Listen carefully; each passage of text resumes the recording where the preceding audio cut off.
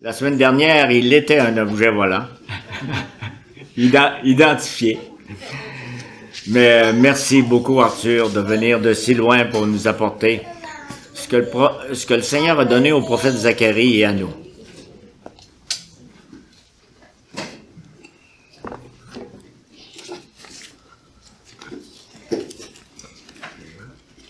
Voilà, j'espère que je suis un peu mieux identifié maintenant de la part de l'Assemblée. Et je vous invite aujourd'hui à sauter un chapitre dans notre lecture de Zacharie et aller directement au chapitre 5. Donc, on va avoir deux autres visions successives. Alors, pourquoi deux? Parce qu'elles sont assez semblables et elles vont ensemble. En fait, c'est pour ça que je les étudie en une seule prédication. Et puis, vous allez voir, comme ça vous a été annoncé, vous allez voir que c'est un texte assez étrange, obscur au premier abord, avec toutes sortes d'objets qui volent. Et on va essayer de les identifier ensemble, de voir ce que ce texte pouvait dire pour nous et aussi pour Zacharie à son époque. Et donc voilà la nouvelle vision, la cinquième et sixième vision de Zacharie. J'ai de nouveau levé les yeux et j'ai vu un rouleau de manuscrits voler.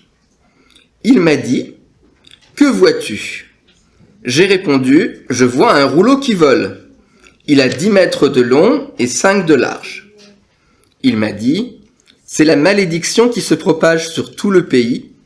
D'après une face, tout voleur sera chassé d'ici, et d'après l'autre, tout parjure sera chassé d'ici. Je la propage, déclare l'Éternel, le Maître de l'univers, afin qu'elle entre dans la maison du voleur et de celui qui jure faussement en mon nom, afin qu'elle s'y installe et la détruise avec sa charpente et ses pierres. L'ange qui me parlait s'est avancé et m'a dit, « Lève les yeux et regarde ce qui sort là. » J'ai répondu, « Qu'est-ce que c'est ?» Il m'a répondu, « C'est la mesure à grains qui sort. » Il a ajouté, « C'est l'objet de leur regard dans tout le pays. » Un disque en plomb a été soulevé, et il y avait une femme assise au milieu de cette mesure. L'ange a dit, « C'est la méchanceté. » Il l'a repoussée dans la mesure, et a jeté le disque en plomb sur l'ouverture. J'ai levé les yeux et vu 2 femmes apparaître. Le vent soufflait dans leurs ailes. Elles avaient des ailes comme celles de la cigogne, et elles ont soulevé la mesure entre la terre et le ciel. J'ai dit à l'ange qui me parlait, « Où emporte-t-elle la mesure à grains ?» Il m'a répondu, « Elles vont lui construire une maison dans le pays de Shinéar.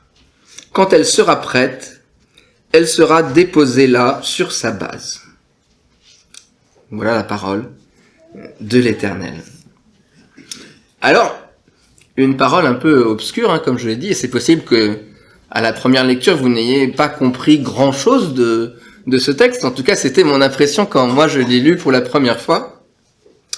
Et la difficulté ne nous est pas cachée, et même l'ange nous présente la vision comme assez difficile, puisqu'il va demander à Zacharie, « Que vois-tu ? Qu'est-ce que c'est ?» Il va vraiment entrer dans un dialogue assez pédagogique avec Zacharie pour essayer de lui expliquer, de lui interpréter la vision. C'est une vision qui ne va pas de soi. Nous avons d'abord ce rouleau volant. Ensuite, nous avons une femme dans une mesure à grains, un boisseau, une unité de mesure qui servait notamment pour le commerce des céréales. Ensuite, ce disque en plomb qui va se lever. Le plomb n'est pas quand même ce qui se lève et ce qui s'envole très fréquemment. Et ensuite, ces femmes avec des ailes de cigogne qui vont emporter le tout. Alors, d'abord, première vision, ce rouleau volant. Le rouleau, vous savez peut-être que c'était l'ancêtre du livre. Avant qu'on inventât le parchemin, eh bien, on écrivait sur du papyrus et on enroulait pour le conserver, le papyrus. Et donc, lorsqu'on lisait un livre, on devait dérouler ce rouleau et progressivement avancé dans le texte, et donc les rouleaux pouvaient donc être assez longs. Ici, on nous dit que le rouleau fait 10 mètres de long et 5 de large. 10 mètres de long, c'est possible. Les plus grands rouleaux qu'on a retrouvés sont d'une longueur à peu près comparable. Des rouleaux, par exemple, pour le livre d'Ésaïe, qui est assez important. En revanche, 5 mètres de large, c'est tout à fait incongru. Imaginez-vous avec un livre de 5 mètres de large, vous auriez bien du mal à le lire, à aller du haut en bas pour la lecture. Donc ça nous montre bien que les dimensions de ce rouleau, elles sont exceptionnelles. Et si on nous précise avec soin les mesures, c'est sans doute qu'elles ont une valeur symbolique dans ce monde de rêves, de visions, qu'est le livre de Zacharie.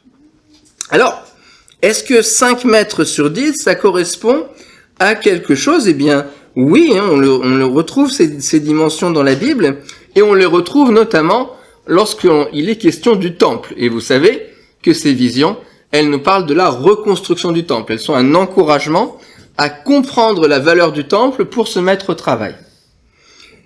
Et ce qui fait 5 mètres sur 10 dans le temple, c'était le portique du temple, c'est-à-dire ce lieu un petit peu intermédiaire, ce sas vers le Saint des Saints, celui dans lequel se tenaient Zacharie et Josué au chapitre 3, dimanche dernier. Et c'était le lieu où l'on venait proclamer la loi, où l'on avait une sorte de lecture publique, de prédication de la loi, de la Torah. Et ici aussi, nous voyons ce rouleau qui finalement est identifié avec le portique, qui va se mettre à nous parler. Et c'est un rouleau qui a des paroles assez violentes, assez désagréables, pleines de malédictions. En fait, ce rouleau est tout entier une malédiction qui se propage sur tout le pays.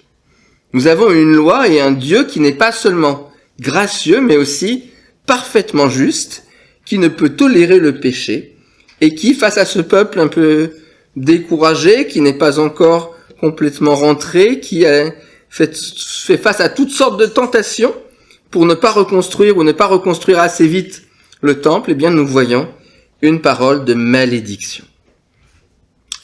Ce rouleau, il ne se contente pas de rester dans l'enceinte du temple en cours de reconstruction. Ce rouleau, il vole. Et il vole dans cet espace entre la terre et le ciel. Il échappe au contrôle des hommes, il n'est pas sur la terre, tout en venant concrètement dans notre vie. Il n'est pas non plus caché au plus haut du ciel et inaccessible. Ce rouleau ne reste pas enfermé, et ce rouleau vit sa vie, il est indépendant, il se propage inéluctablement sur tout le pays. Et il sera efficace.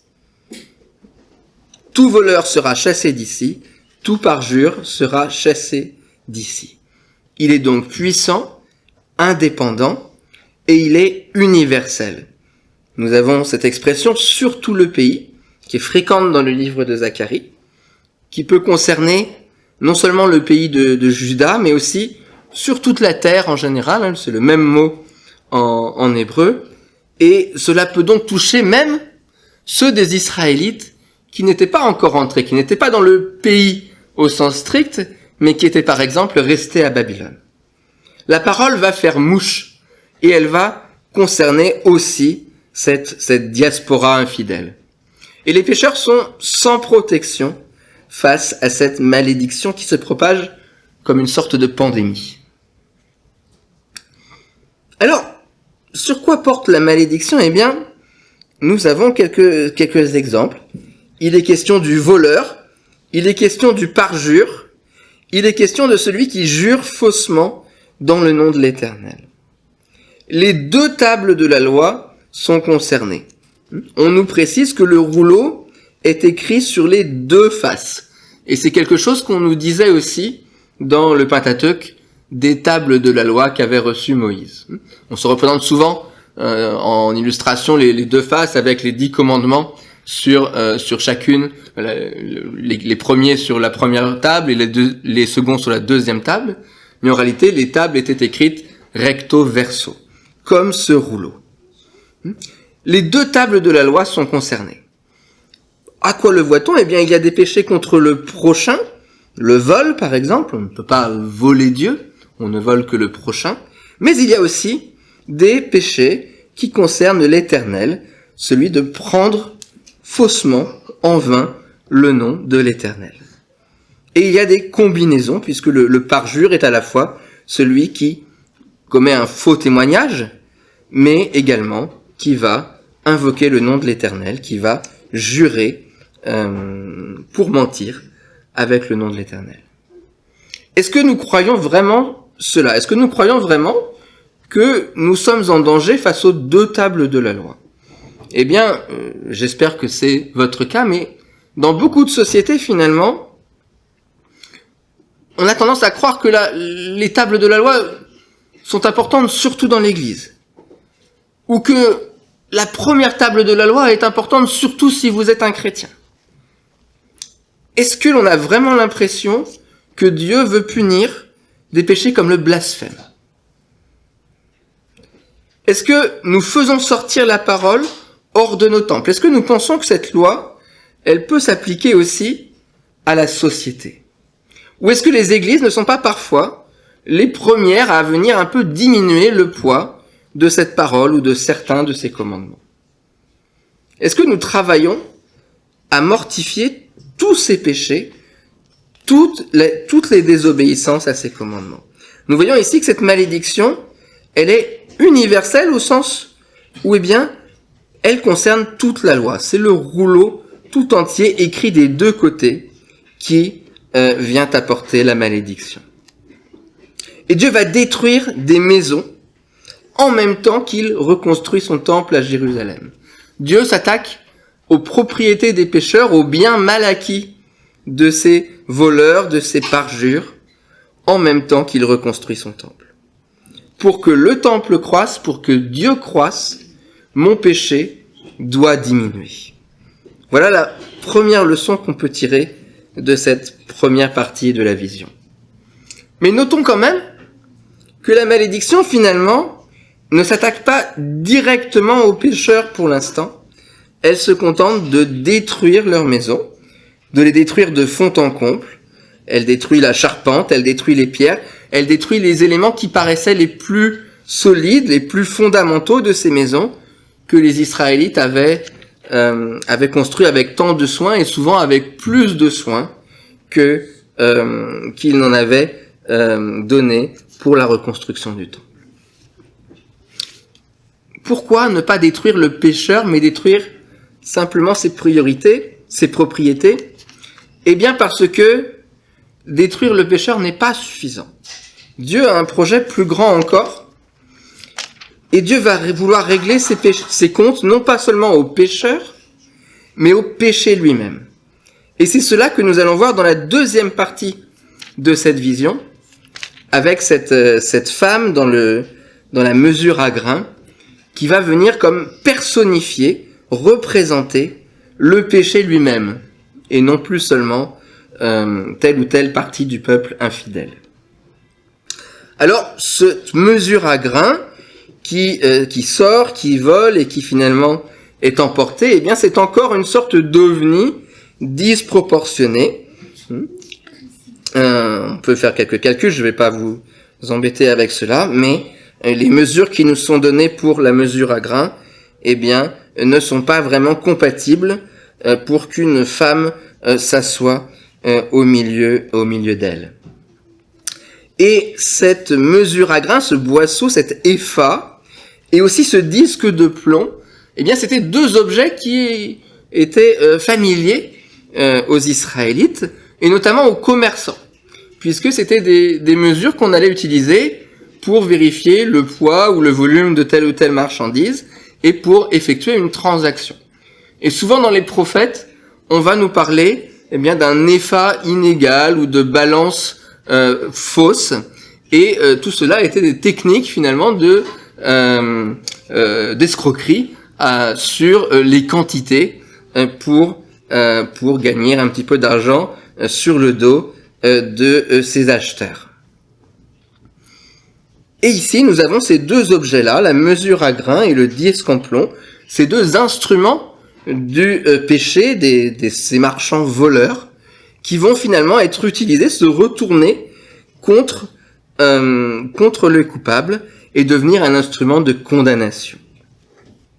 C'est l'iniquité sociale en Israël qui va être condamnée, et elle est à la fois le contenant du péché, ce contenant qui va venir servir de prison à cette femme, et le symbole du péché lui-même. On ne va voir plus que le péché, le peuple va être réduit à cette femme dont on va nous dire que c'est la méchanceté. Ce péché va crever les yeux dans tout le pays. C'est l'objet de leur regard dans tout le pays. Ce peuple-là, eh bien, il est comme réduit à son péché. Et donc le problème doit être traité à la racine. Pas seulement les conséquences, la charpente et les pierres de ces maisons qui avaient été construites avec tant de soin parce qu'on avait négligé le temple, mais on doit traiter le principe, le péché lui-même. Et le poids de plomb, donc cet objet de même symbolique que la mesure à grains, va servir à contenir le péché, à l'enfermer, à le rendre prisonnier. Ce péché, cette méchanceté, c'est une femme. Ce n'est pas la première fois qu'on voit le péché représenté par une femme. On peut penser bien sûr au personnage d'Ève, à cette révolte initiale contre Dieu, à ce péché entré dans le monde par une femme, comme nous le dira le Nouveau Testament. Et on peut penser aussi à cette métaphore de la femme étrangère, de la femme prostituée, qu'on trouve souvent chez les prophètes, ou aussi dans les proverbes par exemple, où l'on oppose la femme étrangère, la mauvaise femme, à cette sagesse qui est aussi souvent sous les traits d'une femme. Et alors cette femme, elle est seule prisonnière dans cette mesure à grains, mais nous allons voir d'autres femmes apparaître. J'ai levé les yeux, j'ai vu 2 femmes apparaître, le vent soufflait dans leurs ailes, elles avaient des ailes comme celles de la cigogne, et elles ont soulevé la mesure entre la terre et le ciel. Des femmes cigognes. Encore une image inhabituelle, encore des objets volants non identifiés.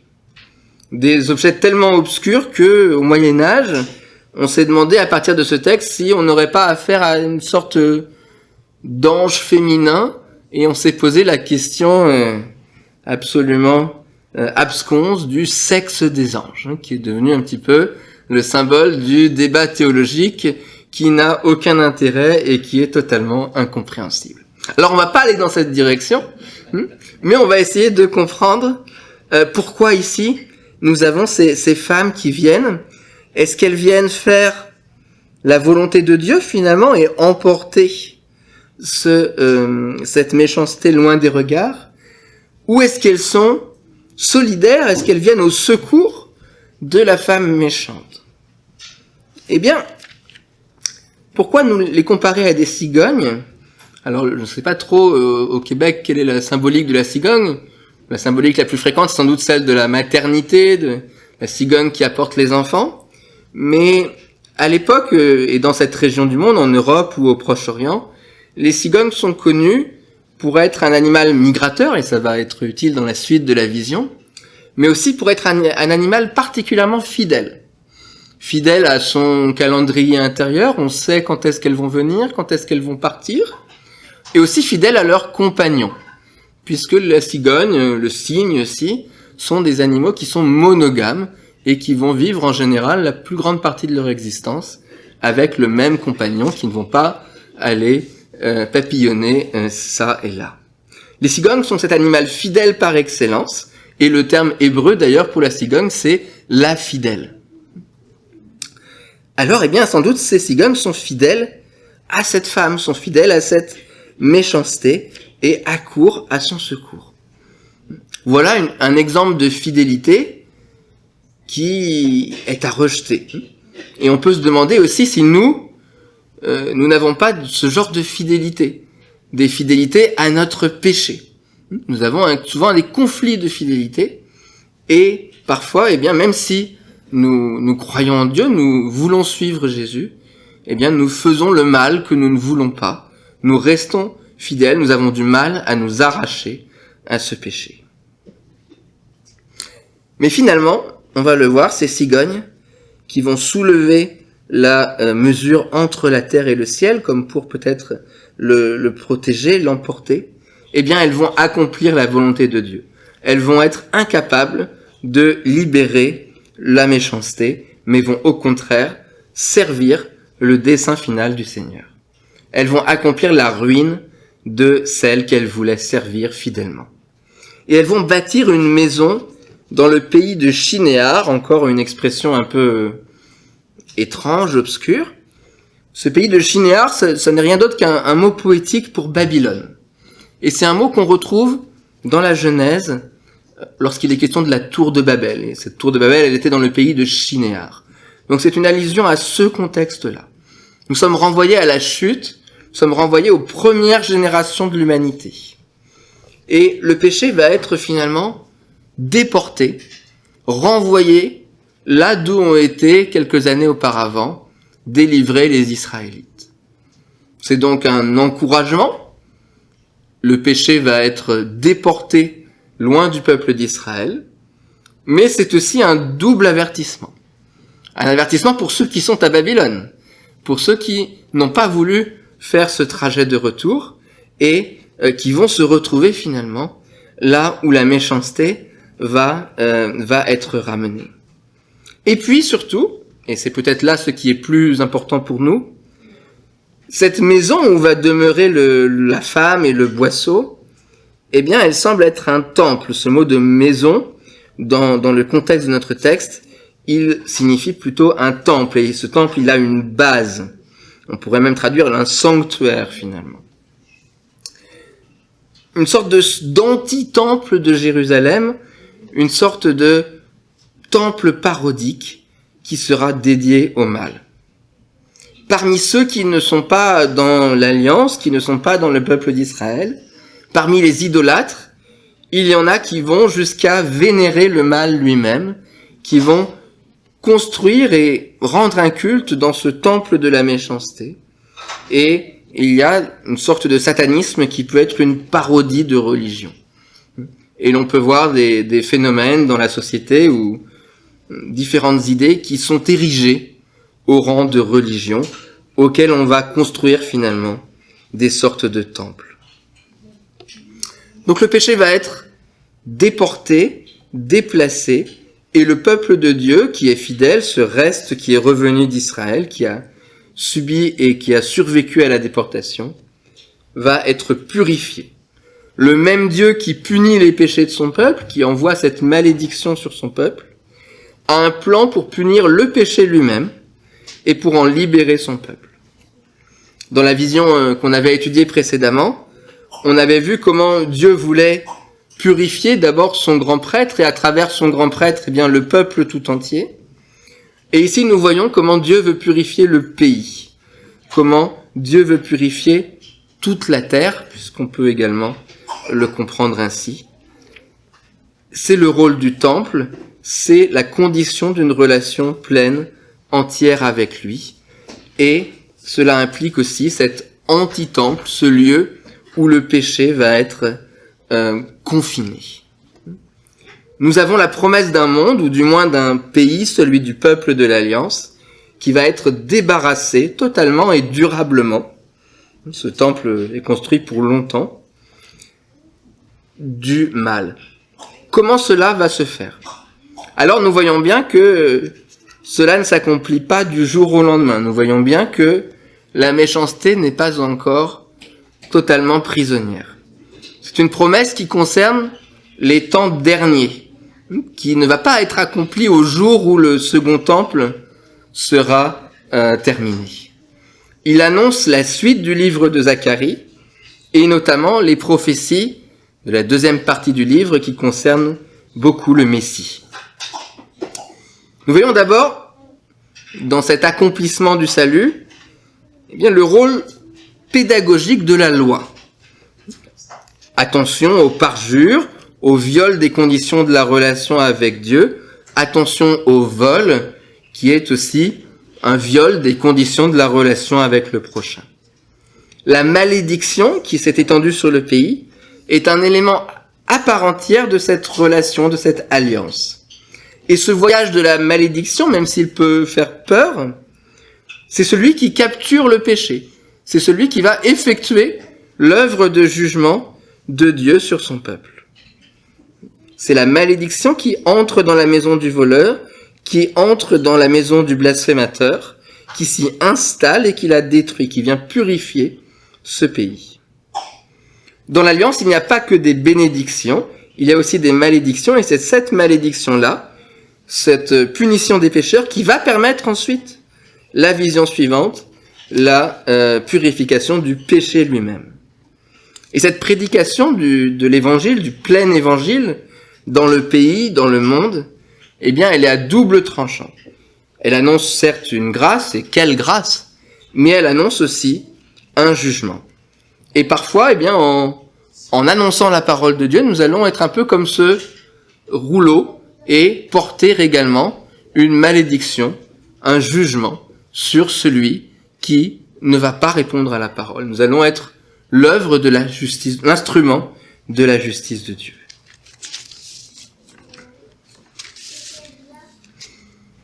Ensuite, les visions de Zacharie, qui sont en lien avec ce grand œuvre, qui est la reconstruction du temple, eh bien, vont jouer finalement le même rôle que le temple lui-même. Elles vont servir à illustrer le plan du salut. Elles vont annoncer la grâce, elles vont annoncer le jugement du Seigneur qui vient. Et ce rouleau du temple, qui a les mêmes dimensions qu'une des parties du temple, eh bien, il joue le même rôle que le temple. La parole de Dieu va être aujourd'hui ce qui va jouer pour nous le rôle du temple qui n'est plus présent architecturalement à Jérusalem. Cette parole de Dieu va être l'instrument par lequel Dieu convertit, Dieu se réconcilie son peuple. On a vu avec le prêtre Josué qu'il annonçait un autre grand prêtre, un autre Josué, Jésus. Josué et Jésus sont des prénoms pratiquement identiques. Et ce Josué nous appelait à revêtir de nouveaux vêtements.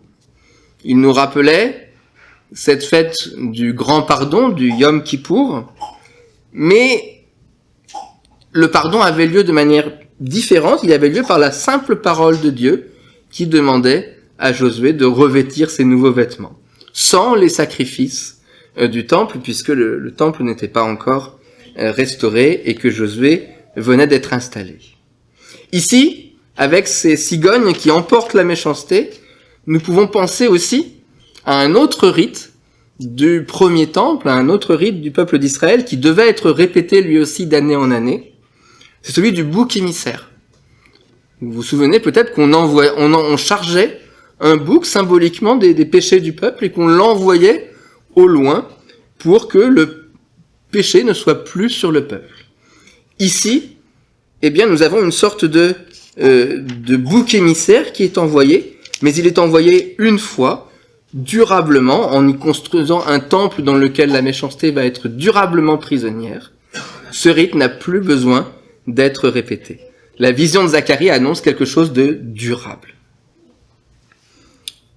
Et puis ce que dit finalement ces deux visions, cette double vision, c'est que Dieu lui-même est celui qui est l'agent du salut. C'est la providence du Père qui a guidé toutes les choses selon son décret. Il n'y a pas un lieu où il n'est pas. Il n'y a pas un refuge qui soit sûr contre cette parole de Dieu, contre cette malédiction qui se propage sans aucun recours. En revanche, au dernier temps, Dieu a envoyé son Fils, le Verbe de Dieu, ce sorte de rouleau, cette incarnation de la parole, dans le monde, non pas seulement sous forme figurée comme dans cette vision, mais réellement incarné. Il a pris sur lui le péché, il a été fait péché, il a subi le sort de cette méchanceté, il a été élevé entre la terre et le ciel, comme cette mesure à grains, à la croix. La mort l'a enlevé loin de nous, comme cette méchanceté, il est vraiment descendu aux enfers. Mais il a vaincu la mort, il a lié la mort, il a confiné à tout jamais la mort dans ce chinéar éternel qu'on appelle l'enfer. Et grâce à lui, par la foi en lui, eh bien nous pouvons être délivrés durablement. Et ce joug nous est léger. Nous ne sommes pas opprimés par le poids en plomb du péché, mais nous sommes tenus par le joug léger du bon berger. Jésus-Christ est ce fidèle véritable, cet ami fidèle, cette cigogne finalement, mais fidèle au bien, au Seigneur, cette fidélité qui s'appelle amour. Et amour et fidélité sont la même racine également en hébreu. Il est cet agneau qui va vraiment, durablement, enlever le péché du monde. Et ainsi purifié, on a reçu l'Esprit, on a reçu comme un vent qui va souffler dans nos ailes pour nous mettre en mouvement à la suite du Christ.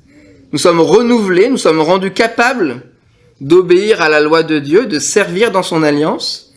Nous sommes déchargés de ce plomb du péché.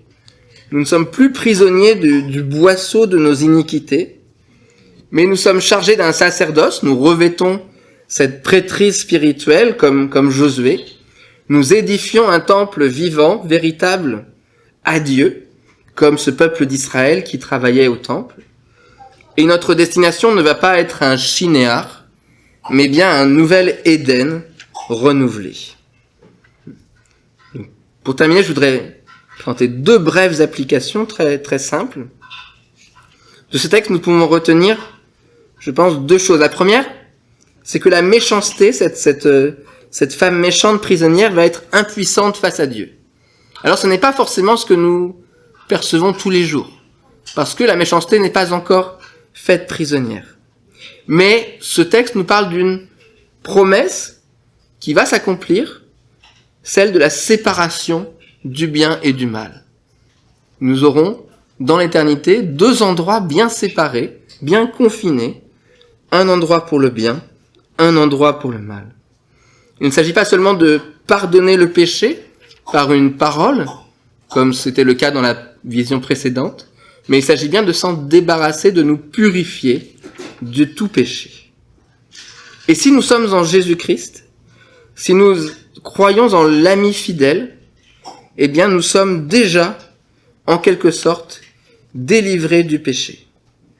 Nous sommes déjà sous les bénédictions de cette alliance, non plus sous cette malédiction. Nous échappons à la malédiction. Nous avons le seul refuge qui vaille finalement face à cette parole de malédiction qui court dans tout le pays. Alors je vous invite à la prière. Seigneur, nous sommes bien conscients de ta loi, Seigneur. Nous sommes bien conscients de cette loi puissante, efficace, qui concerne toute notre vie et dont chacun des articles pourrait nous accuser, nous condamner, nous détruire. Nous savons que, où que nous allions, eh bien, tu y es, tu peux nous atteindre. Cette malédiction peut se propager sur nous. Mais Seigneur, nous voulons rendre grâce que cette malédiction, tu l'as portée avant tout sur ton Fils. C'est lui qui est venu se charger des conséquences de notre péché. C'est lui qui a supporté ce disque en plomb de toutes nos fautes. C'est lui que tu as élevé sur la croix. C'est lui que tu as fait descendre dans ce pays de Shinéar. Mais Seigneur, contrairement à cette méchanceté, tu n'as pas voulu qu'il y restât. Tu n'as pas voulu que la mort eût le dernier mot, mais tu as voulu que nous fussions relevés, que nous fussions ressuscités avec lui. Alors nous voulons mettre en toi notre confiance, notre foi. Et nous voulons non seulement te revêtir pour que tu ne regardes plus nos péchés, mais nous voulons aussi espérer en ce moment où il n'y aura plus de péché parmi nous, il n'y aura plus de péché dans tout le pays. Cette nouvelle Éden, cette nouvelle Jérusalem que tu nous promets, où nous allons habiter comme tes prêtres, comme tes prophètes, comme des rois sur la terre, pour te servir. Oui, Seigneur, nous voulons construire ce temple, non pas ce temple de la méchanceté, où trop souvent encore nous venons rendre un culte vain. Nous voulons nous éloigner de ce péché, nous voulons être fidèles, nous voulons être comme ces femmes cigognes et revenir à toi fidèlement, toi l'ami fidèle. Seigneur, viens purifier chacun de nous. Viens nous protéger de la maison du voleur, de celui qui jure faussement en ton nom. Donne à nos magistrats la conviction de t'obéir, de purifier eux aussi, de faire leur œuvre de purification parce que c'est toi qui les nommes, Seigneur. Et viens surtout nous délivrer de cette méchanceté. Viens nous ramener toujours à Jésus-Christ, par tes anges, par nos frères et sœurs, par ton Église, pour que nous soyons dans cette mesure, dans cette bonne mesure, dans cette mesure infinie, capables de contenir tous nos péchés, de les prendre sur elles et de les confiner à jamais. Amen.